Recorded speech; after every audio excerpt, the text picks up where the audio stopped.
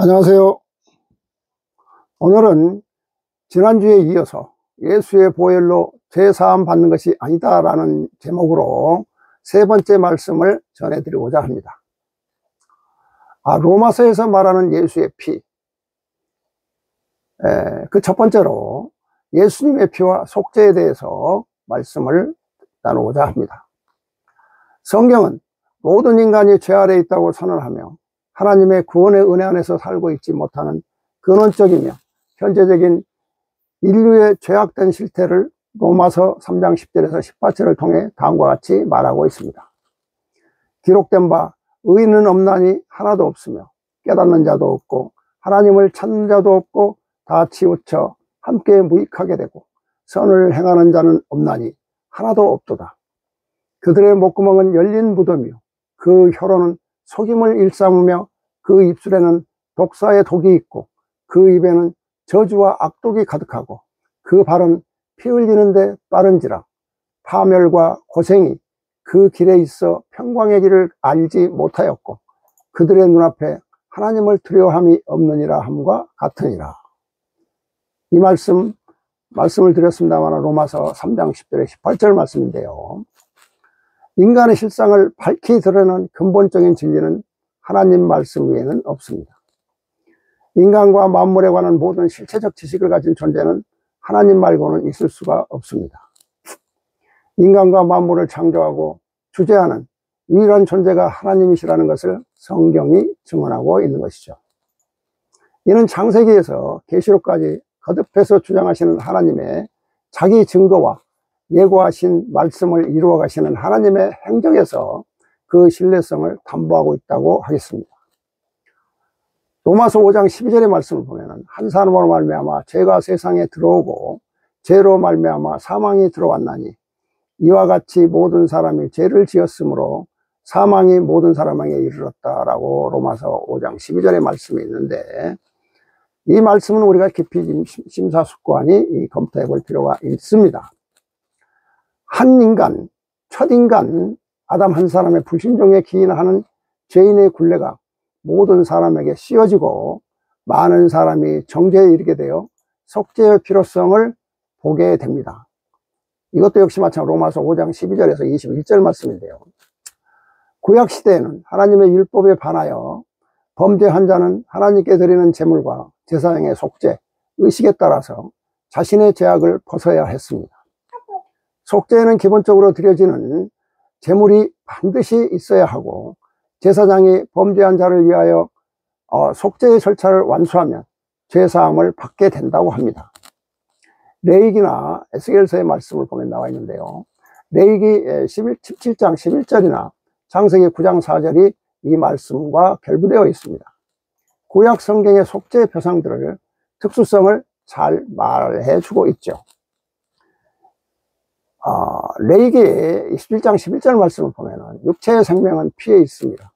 내가 이 피를 너희에게 주어 단에 뿌려 너희의 생명을 위하여 속하게 하였나니 생명이 피에 있으므로 피가 죄를 속하느니라 라고 이렇게 레위기에서 말씀을 하고 있고요. 피가 죄를 속한다고 되어 갔습니다. 그러나 고기를 그 생명되는 피채 먹지 말 것이니라 라고 또 창세기 9장 4절에 얘기하고 있죠. 이 성경 구절에서 분명히 알 수 있는 것은 생명을 위하여 생명이 들여졌다는 제사의 대속적인 성격이 잘 드러나 있습니다. 죄로 인해서 마땅히 지옥에 떨어져 죽을 수밖에 없는 인간이 그 죄에서 벗어나 구원받기 위해서는 무엇인가가 대신해서 그 죄의 형벌을 받아 피 흘려 죽어야만 된다고 했습니다. 하지만 구약의 제사는 단지 대속을 예표하기 위한 그림자일 뿐입니다. 실제로는 황소와 염소의 피로서 능히 죄를 없이 못하고 또 오직 예수 그리스도의 보배로운 피만이 인간의 죄를 대속할 수 있다고 성경은 말하고 있습니다. 인간의 범죄에서 비롯된 모든 참상과 처지에서 구원하는 아버지 하나님께서 그리스도의 피로서 십자가의 대속을 통하여 구원받는 아들의 의롭다 하심을 얻게 하였으며 진노하심에서 구원하여 영생에 이르게 하였다고 로마서 5장 8절 9절에서 말씀을 하고 있습니다. 구원의 자격됨과 능력됨과 주관자 되심은 구약의 전반적인 내용이 설명하고 있는데, 그리고 신약에서 예수 그리스도의 십자가의 사역과 부활의 은혜를 하기도 하였습니다. 또 이사야 53장은 그리스도에 의한 대속을 적나라하게 예언하고 있습니다. 그 중에서도 이사야 53장 5절에서 6절은 그리스도의 생애에 나타난 고난의 유래를 또 말하고 있습니다. 보시면은 그가 찔림은 우리의 허물 때문이요 그가 상함은 우리의 죄악 때문이라. 그가 징계를 받음으로 우리는 평화를 누리고 그가 채찍을 맞음으로 우리는 나음을 받았도다. 우리는 다 양 같아서 그릇 행하여 각기 제 갈 길로 갔거늘 여호와께서 우리 모두의 죄악을 그에게 담당시키셨도다. 이사야서 53장 5절에서 6절의 말씀입니다. 자, 인간의 자력으로는 구원에 이르게 할 수 없고 죄인이 하나님 앞에서 거룩하며 무죄하며 흠이 없게 할 수 없는 한계 상황에서 살고 있는 현실을 확인하고 있습니다. 하나님 앞에서 온전한 인간이 되려면 오직 죄나 흠이 없는 거룩한 인간이라야 하는데, 인간 스스로는 그러한 상태에 도달하는 것이 불가능하다고 여기고 있는 것이죠.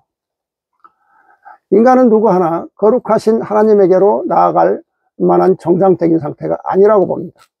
이러한 상태에 있는 인간 실존이 지혜와 의로움과 거룩함과 구원함이 되셨으니, 고린도전서 1장 30절 말씀입니다. 그리스도에 의한 대속의 필요성이 증거된다고 보고 있는 것이죠. 예수의 피가 보여주는 대속의 은혜는 인간의 공로나 의가 아니라 하나님의 전적인 사랑의 발로이며 은혜로서 값없이 주시는 하나님의 선물이라고 지금 보고 있는 것입니다. 예수님께서 인간을 위해 죽으셨기 때문에 하나님이 인간을 사랑하시는 것이 아니라 하나님이 인간을 사랑하셨기 때문에 예수님께서 피를 흘려 죽으신 것이라고 다음의 말씀에서 증거하고 있다고 주장을 합니다. 자, 요한일서 4장 10절에 보면은 사랑이 여기 있으니 우리가 하나님을 사랑하는 것이 아니요 오직 하나님이 우리를 사랑하사 우리 죄를 위하여 화목제로 그 아들을 보내셨음이니라 라고 요한일서 4장 10절에 이렇게 말씀을 하고 있는데요, 과연 이 말이 맞을까요? 하나님의 아들, 즉 우리 주 예수께서 이 벌레 같은 나를 위해 돌아가셨다. 나는 아무 공로 없으나 그가 나를 위해 죽으셨고 그것이 나의 의가 되었다. 나의 의는 이것뿐 예수의 피밖에 없다라고 합니다. 과연 예수가 제물이 되어서 그의 보배로운 피가 인간을 죄에서 사함받게 하고 구원에 이르게 할 수 있을까요? 구원을 받으려면 천사가 되고 의인이 된다고 새로운 성경은 말하고 있습니다. 이에 대해서 새로운 성경 11792번째 말씀을 보겠습니다. 의인이 되는 길에 대해서 다음과 같이 하나님께서는 말씀하고 있습니다. 나의 피조물 만백성 믿음의 길을 가는 백성들이 울고불고 광란의 짓을 하며 회개를 했으며 용서를 받았다 하여 그리 부르짖지 아니하느냐. 그러면서 너희들은 말하느니라. 믿기만 하면 나의 아들 예수의 보혈로서 너희들이 지고 있는 그 많고 많은 죄를 다 용서받았다 그리 말하느니라. 그리하여 부끄럽고 절대로 용서받지 못할 죄요 나에게 오를 수 없는 그와 같은 죄를 나의 아들 예수의 보혈로서 모두를 사해 주었으니 그 감사함에 또 울고 불고 광란의 짓을 하고 있는 것이 오늘의 너희들의 믿음의 모두가 아니더냐. 그러나 너희들은 여기서 알아야 될 것이니라. 나 여호와는 나의 뜻에 따라 내가 원하는 나의 사랑을 행하면 너희들이 모든 것을 역사할 수 있는 것이니라. 그러나 내 이웃을 사랑하고 참 진리의 길이요 정의로운 삶을 산다면 너희들이 의인이 되는 것이라 내가 일찍이 성경에 기록하여 너희들에게 전했음이니라. 내 이웃을 사랑하고 정의로운 삶을 사는 것이 의인이 되는 길이라 하였으니 의인이 되는 길이 바로 하늘에 오르는 그와 같은 은혜를 받는 백성이 아니더냐. 그러니 그와 같이 살라 하였거늘 너희들은 그와 같은 삶을 살지 아니하느니라. 그와 같은 삶을 위해서 살아오고자 노력하고 그리하면 모두가 나에게 구원을 받으며 의인이 될 수 있거늘 너희들은 내가 가르쳐준 그 뜻은 생각지도 아니하며 행하지도 아니하니라 함이니라. 거기에 손해가 있으며 손실이 있으며 모두를 잇는 것과 같은 계산법에 의하여 너희들이 그와 같은 삶을 살지 못하느니라. 그러면서 너희들이 죄를 지었다 하여 그 용서를 빌며 그리고 하늘을 향하여 너희들이 울고불고 나의 아들 예수의 보혈로서 모두를 면제받았다 하며 그 모든 죄를 속죄받았다 그리 악을 쓰고 뒹굴고 춤을 추며 그 죄의 용서가 되는 것이요 회개가 되는 것처럼 너희들이 그리하고 있지 않느냐. 그리하여 너희들이 기도라는 것을 짜깁기 하고 울고불고 그리하느니라. 그와 같이 세뇌된 자에게 너희들이 제물을 바치라 하며 금화와 은화를 바치라 하미니 그 신도들은 그를 바침으로써 오늘에 오르는 길이요 하늘에 오르는 길이요 구원을 받으며 속죄가 된 것처럼 그와 같은 지금의 신도들이 모든 악의 근원이요 악의 뿌리요 악의 본산지를 지금 이끌어가고 유지하고 있지 않더냐. 그러니 악의 뿌리요 죄의 온상이 된 그곳에 있는 그 백성들이 뭐라 말하느냐. 마음 백성을 구하는 빛과 소금의 역할을 하는 자들이라. 그리고 너희들만이 빛과 소금이 되어 마음 백성을 구하는 것이라 그리 말하느니라. 내가 그들에게 말하느니라. 이제 나의 새로운 성경 160권이 나와 세상에서 너희들을 다스릴 때 그때는 너희들이 그 어떠한 고통이요 그 무서운 것 너희들이 어떠한 몸부림을 치고 울고불고 용서를 빈다 해도 용서받지 못할 것이니라. 그러니 내가 너희들에게 전함이니 회개라는 것, 반성이라는 것, 깨우치는 것 그것 하나도 진정한 회개가 어떠한 길이며 어떠한 것으로서 회개의 길을 갈 수 있는가 그것부터 깨우쳐 너희들이 그를 행하는 거듭나는 삶을 살지 아니하면 내가 다스릴 때 너희들은 울고불고 뭐라 해도 용서받지 못하는 그와 같은 백성이요 모두 가라지를 뽑아 유황불에 태워버리는 그와 같은 신세를 너희들이 면치 못할 날이 머지 않았음이 그리 알라라고 전하라 라고 하나님 말씀하십니다. 자, 이 말씀을 요약하면 믿기만 하면 예수의 보혈로서 지은 죄 다 용서받았다고 하나 아니다. 내 이웃을 사랑하고 정의로운 삶을 사는 것이 의인이 되는 길이다. 의인이 되는 길을 가지 않고 예수의 보혈로 구원받았다는 자들을 용서받지 못하리라 라고 하나님께서 말씀하시는 내용입니다. 자, 그러면 이제 두 번째 예수와 보편적인 죄에 대한 해답에 대해서 좀 말씀을 나누고자 합니다. 모든 사람이 죄를 범하였으며 보편적인 죄가 되겠죠.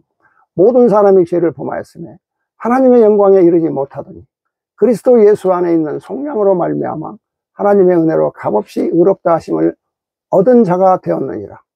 이 예수를 하나님이 그의 피로써 믿음으로 말미암는 화목제물로 세우셨으니 이는 하나님께서 길이 참으시는 중에 전에 지은 죄를 간과하심으로 자기의 의로우심을 나타내려 하심이니. 로마서 3장 23절에서 25절에 대해서 이 보편적인 죄에 대해서 얘기를 하고 있습니다. 자, 이 본문은 예수의 피로 인하여 의롭다함을 받아 마침내 죄에서 구원이 이루어졌고 하나님의 새로운 피조물을 통하여 희생 제물의 피가 이루려 했던 모든 것이 성취되는 것을 보여주고 있습니다. 바울이 로마서에 말하고자 하는 것은 모든 사람은 하나님의 조건대로 그의 긍정적인 관계를 갖든지 아니면 그와 어떤 관계도 갖지 못한다는 것입니다. 바울이 이해하는 복음의 보편적인 범위를 설명하는 다른 한 가지 방법은 하나님과의 관계가 올바로 되는 것이 오직 은혜에 의해서만 가능하고 다른 방법으로는 불가능하다는 것입니다. 과연 이게 맞는 말일까요?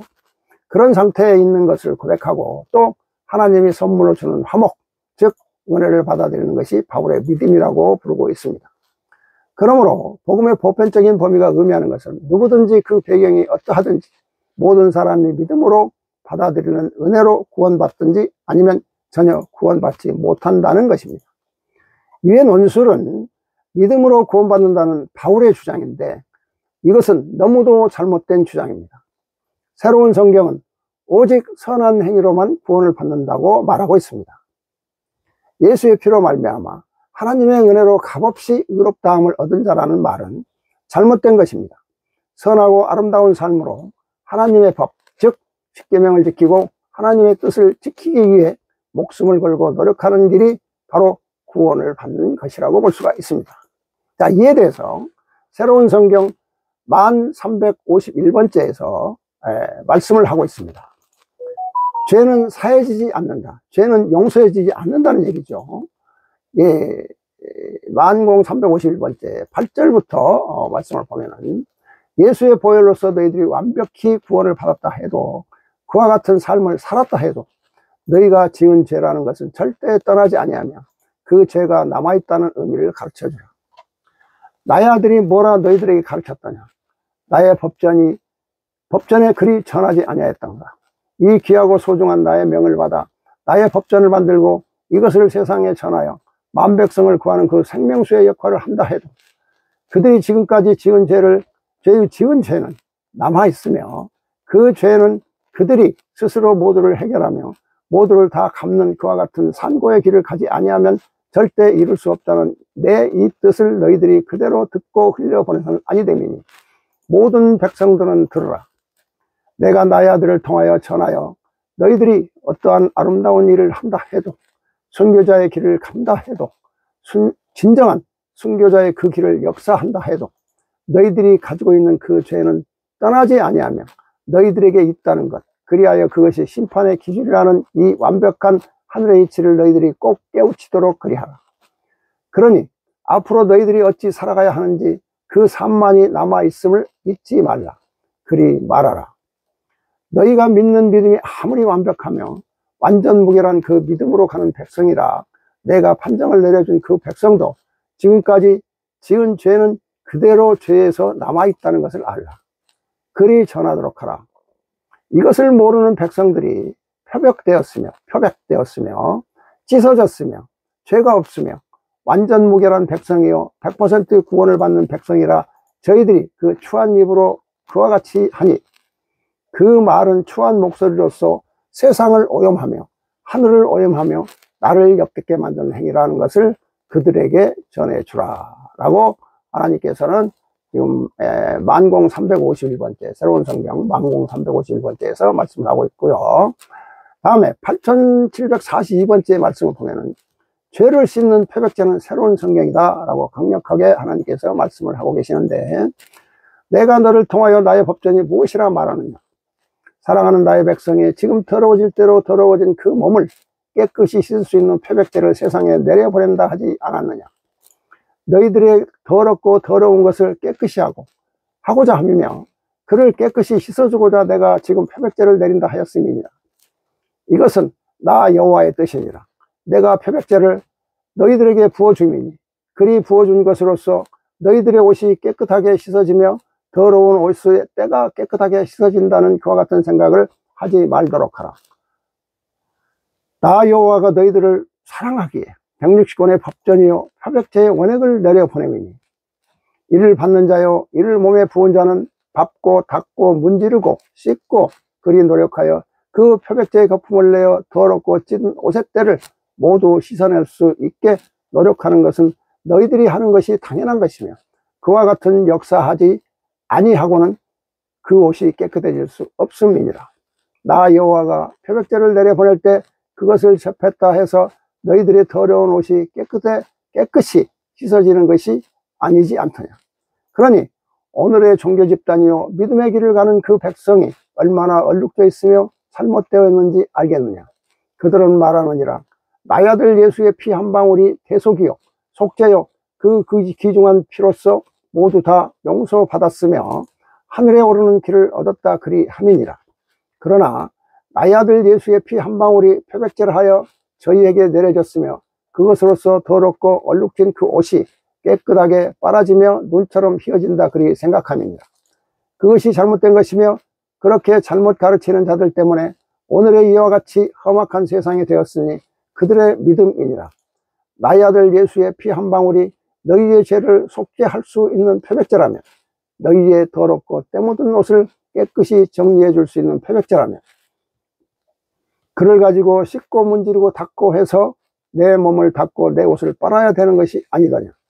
그와 같이 어렵고 힘든 것을 하지 아니하며 그저 한 방울에 묻기만 하면 깨끗하게 표백제의 역할을 한다 그리 가르치니 나의 피조물 백성이 하늘에 오르는 길이요 구원의 길을 못 보고 있음이니라.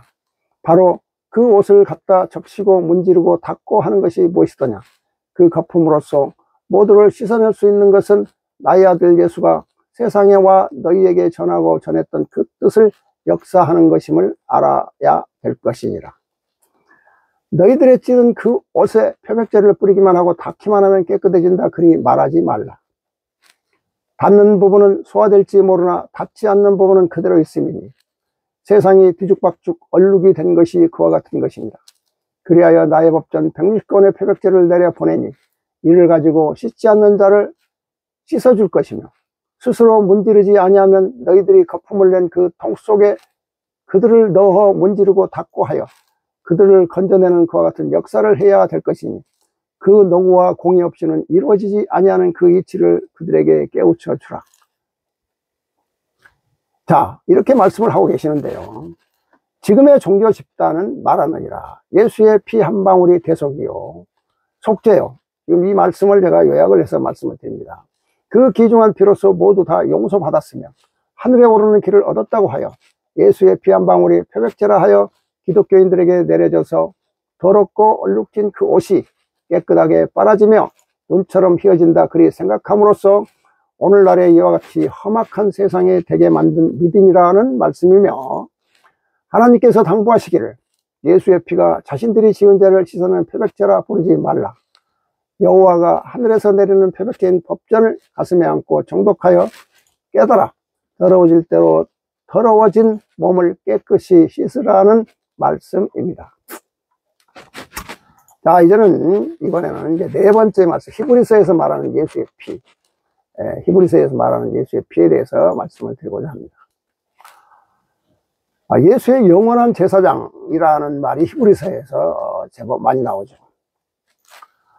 히브리서 9장 24절 26절의 말씀을 보면은 그리스도께서는 참 것의 그림자인 손으로 만든 성소에 들어가지 아니하시고 바로 그 하늘에 들어가사 이제 우리를 위하여 하나님 앞에 나타나시고 대제사장이 해마다 다른 것의 피로써 성소에 들어가는 것 같이 자주 자기를 드리려고 아니하실지니 그리하면 그가 세상을 창조한 때로부터 자주 고난을 받았어야 할 것이로되 이제 자기를 단번에 제물로 드려 죄 없이 하시려고 세상 끝에 나타나셨느니라 라고 히브리서 9장 24절에 26절의 말씀을 하고 있습니다. 자, 히브리서 9장에서는 예수는 구약의 대제사장이 속죄일을 수행하고자 했던 것을 십자가 위에서 단번에 성취하였다고 선언하고 있습니다. 곧 그리스도는 참 지성소인 하늘에 들어가신 참된 제사장으로서 자신의 피를 뿌림으로 제의적인 불결이나 부지 중에 범한 죄뿐만 아니라 죄인의 양심까지 정결케 하는 능력의 속죄를 수행하였으며, 이게 히브리서 9장 14절에 나옵니다. 히브리서 말씀이 상당히 재밌습니다. 더 이상 반복할 필요가 없는 단 한 번의 영원한 속죄제를 드렸다고 말합니다. 그리스도는 제사를 주관하는 대제사장인 동시에 속죄의 희생양으로 조명되고 있다고 히브리서는 설명을 하고 있죠. 자, 그럼 이제 대속이 무엇인가? 대속. 자, 대속에 대해서 말씀을 나누고자 합니다. 기독교의 신학자들이 해석한 대속. 자, 흘린 피를 생각하면 죽음을 연상할 수가 있습니다. 죽음은 또한 죄를 생각하게 만듭니다. 왜냐하면 죽음은 죄에 대한 형벌이기 때문이죠. 하나님은 이스라엘에게 단위의 피를 뿌리게 하셨는데 이것은 죄를 속하거나 죄를 가리기 위한 것이었습니다. 이는 곧 범법자의 죄들을 희생제물에게 전가되었으며 의미하는 것이고, 또 그 희생물의 죽음이 거기에 전가된 죄들의 죽음 또는 형벌로 간주된다는 것을 의미하고 있다고 보고 있습니다. 그리하여 그 피가 하나님의 율법을 만족시키기 위하여 또한 하나님의 명령에 순종하여 죽음에 내어준 바 된 생명이 된 것이라고 보고 있죠. 레위기서는 좀 더 구체적으로 이에 대해 설명하고 있습니다. 레위기서 17장 11절에는 피 속에 생명을 가지고 있기 때문에 죄를 속한다고 기록하고 있습니다. 이러한 피가 가진 속죄의 기능의 가르침은 구약의 피와 관련된 본문에서 발견할 수 있는 공통된 사상이라고 할 수가 있습니다. 또한 신약에서는 같은 맥락의 흐름을 볼 수 있는데 히브리서 9장 12절은 예수의 피가 우리에게 영원한 구원을 이룬 것을 말하고 있고, 그의 희생제사는 단번에 드려 죄를 없게 하셨다고 말하고 있습니다. 히브리서 9장 26절의 말씀이죠. 자, 베드로전서의 수신자들은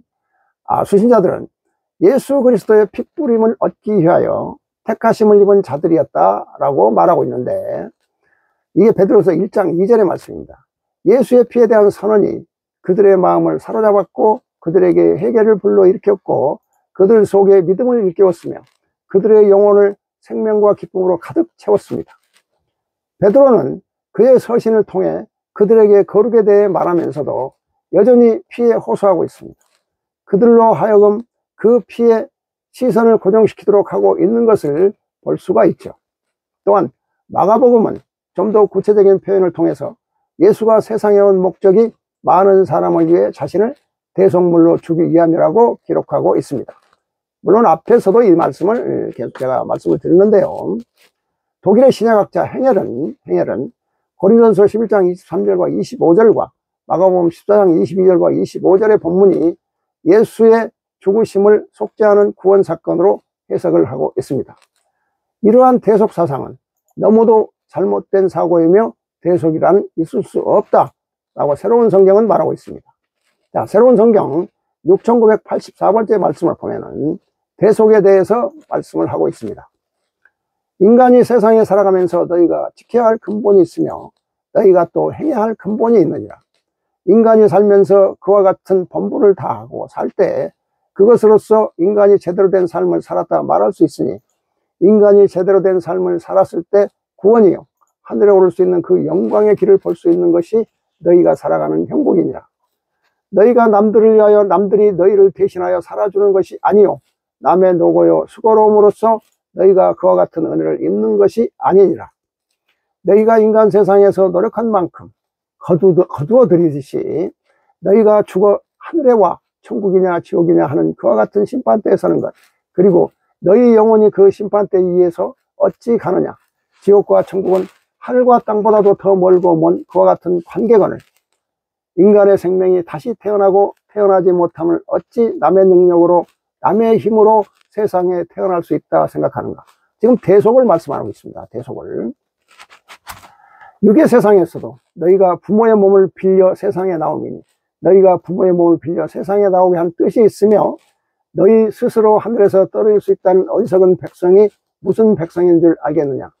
저희가 남의 죄를 대신 갚아주며 대신 죄를 역사할 수 있다고 가르치는 그리 생각하는 자들임을 알아야 할 것입니다.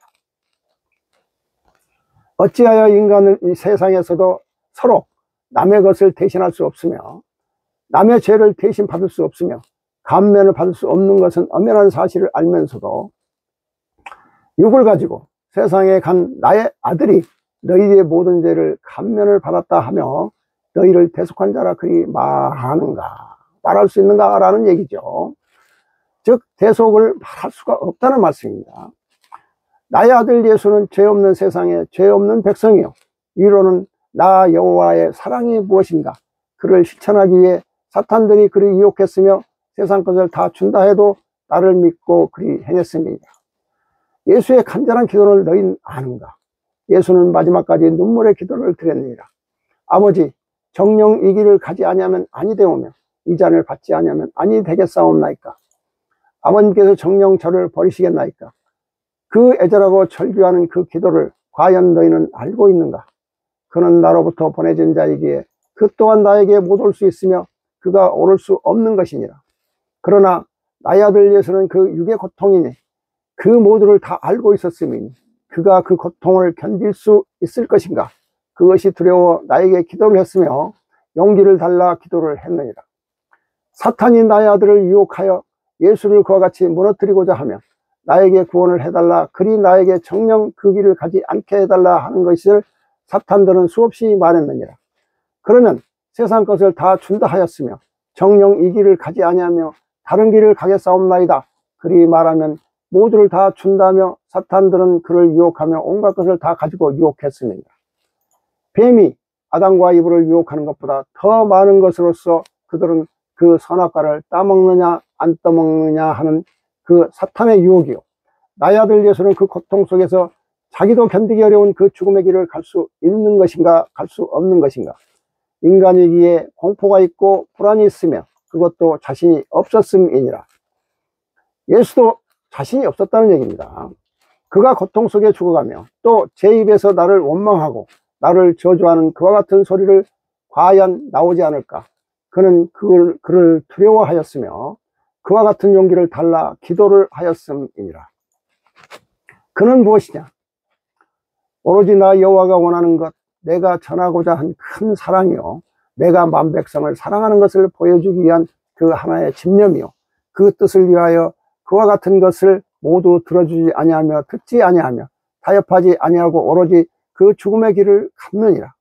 그가 그 잔을 받지 아니하면 아니 되겠는가? 그 절규를 하며 나를 원망함이 아니니라. 다만 그는 나에게 그리 물어보았으며 그가 그 기도를 한 이유가 고통스러워서 그 기도를 한 것으로 아는가? 그가 고통으로서 견디다 무너질까봐, 그가 고통스러워서 그를 이기지 못할까봐 그는 그 용기를 달라 기도를 했으며 그것이 두려워서 기도했음이니라. 아버님, 제가 이 잔을 받지 아니하며 이 길을 가지 아니하면 정녕 안 되겠사옵나이까? 한 것은 그가 나에게 거부하기 위하여 순종하지 아니해서 한 말이 아니니라. 그는 오로지 스스로 무너질 것이 두려워 그 마음을 다지고자 피눈물에 기도를 드렸거늘 그와 같이 죽어온 나의 아들이 나의 사랑에 나의 큰 뜻을 전한 그 죽음 앞에 너희는 어찌하여 그가 모두를 대속했다 하는가? 하늘에 오르고 못 오르는 것, 구원을 받고 못 받는 것은 너희의 행함이 죄요, 행함의 실행의 죄가 해당되는 것. 어찌하여 그와 같은 역사를 이룰 수 없으며 이룰 수 있으며 그래서 너희는 하얀 자가 되며 깨끗한 자가 되었다고 말하는가? 너희가 나의 아들을 찾으며 믿고 안 믿는 너희 마음 자세요. 그것으로서 구원을 받고 못 받는다는 것이 아니라 너희가 행함으로써 이루어진다는 것을 절대 잊지 말라. 즉 이 말씀은 바울이 믿음으로 구원을 얻는다는 그 말씀을 전적으로 하나님께서는 반대의 말씀을 하고 계시는 겁니다. 오직 행함으로써 모든 것이 이루어진다는 것을 말씀하고 있죠. 또 새로운 성경 9273번째에 보면은 예수의 보혈로 구원을 받는 것이 아니라 행함으로 구원을 받는다고 구체적으로 하나님께서 말씀을 또 하고 계십니다. 자, 말씀 보겠습니다. 9273번째 13절 말씀부터 보겠습니다. 이제 오늘 아침 내가 나의 아들을 통하여 너희들에게 내리니 만백성 너희들은 들으라. 나의 아들 예수의 보혈로서 구원을 받으며 그가 속죄함으로 죽음으로써 모두가 끝났다 그리하지 말라.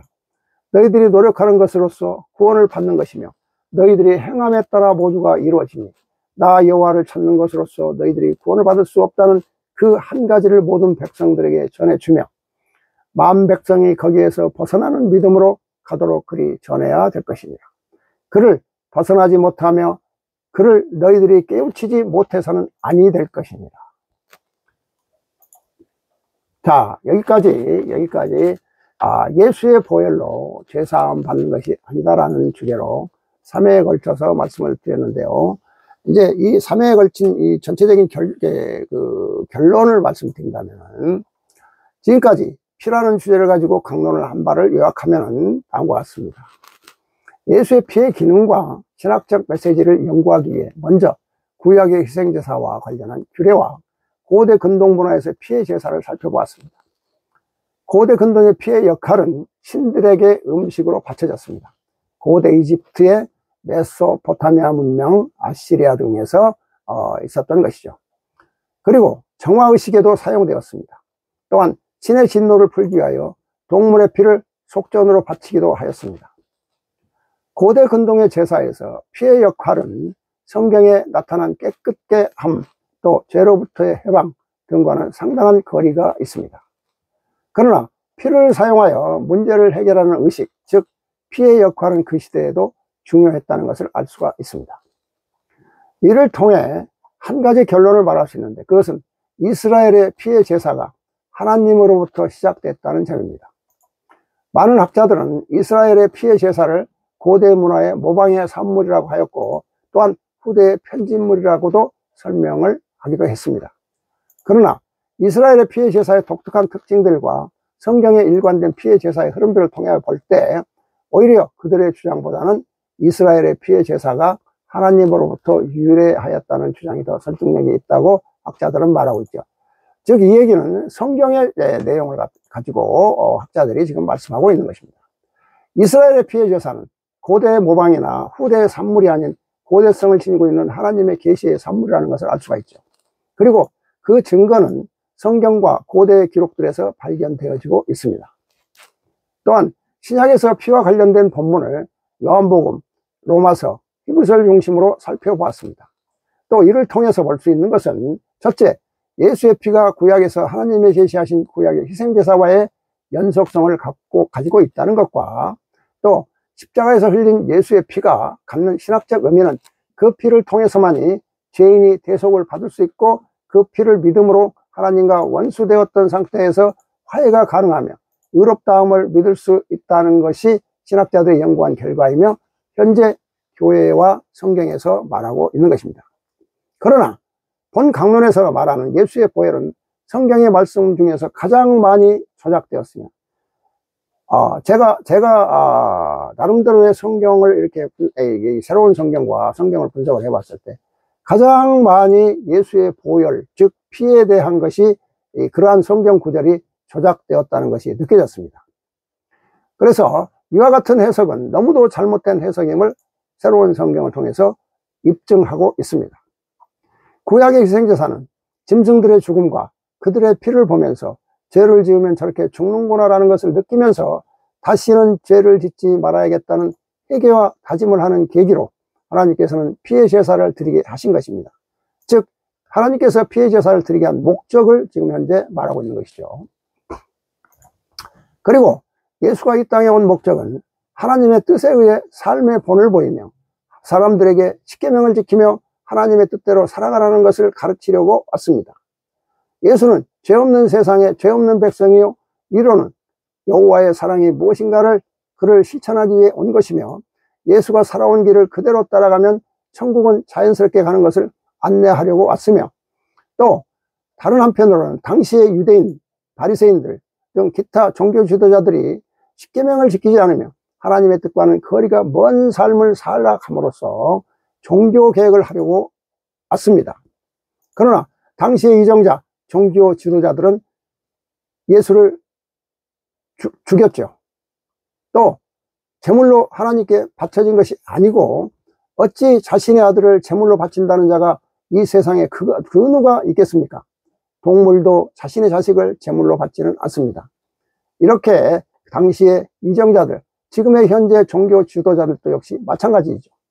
이렇게 믿고 있는 것에 대해서 예수의 보혈은 무엇이라고 하나님께서는 분명히 말씀을 주십니다.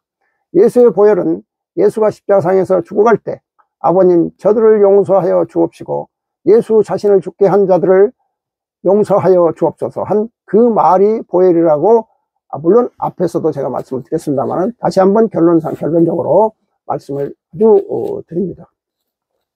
정말 예수의 보혈은 아버님 저들을 용서하여 주옵시고 예수 자신을 죽게 한 자들을 용서하여 주옵소서 한 그 말이 보혈이라고 하나님께서는 강조하고 계십니다.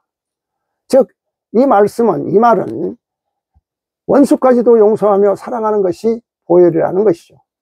그리고 예수의 보혈로서 구원을 받는 것이 아니며 자신의 계명을 지키며 자신이 하나님의 계명을 지키며 하나님의 뜻을 따르는 선한 행위의 삶에 의해서 구원을 받는 것이라고 볼 수가 있는 것입니다. 그러므로 우리들은 착한 선하고 아름답고 착한 행위로 인해서 하나님께서 기뻐하시는 삶을 살아야 되겠다고 여겨집니다. 지금까지 말씀을 들어주시고 함께 해주셔서 감사합니다.